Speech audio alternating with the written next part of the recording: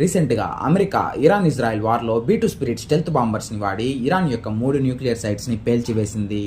అసలు ఎందుకు అమెరికా ఈ B2 స్పిరిట్ బాంబర్స్నే ఇరాన్-ఇజ్రాయెల్ వార్లో వాడిందో మీకు తెలుసా?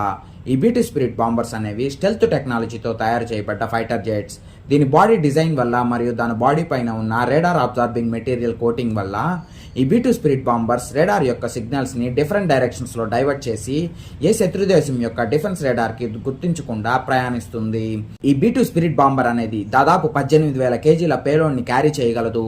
అలానే 1010 కిలోమీటర్ల వేగంతో 50,000 అడుగులలో ఫ్లై చేస్తూ ఒక్కసారి 75,000 కేజీల ఫ్యూయల్ని నింపుకొని 11,000 కిలోమీటర్లు ఆగకుండా ప్రయాణించగలదు. కాబట్టే ఇరాన్-ఇజ్రాయెల్ వార్లో America B2 spirit bomber planes ని వాడింది. ఈ B2 స్పిరిట్ బాంబర్ ని పెరిగ్రైన్ ఫాల్కన్ అనే పక్షిని ఇన్స్పిరేషన్ గా తీసుకొని నార్థ్రాప్ గ్రమ్మన్ అనే అమెరికన్ కంపెనీ తయారు చేసింది.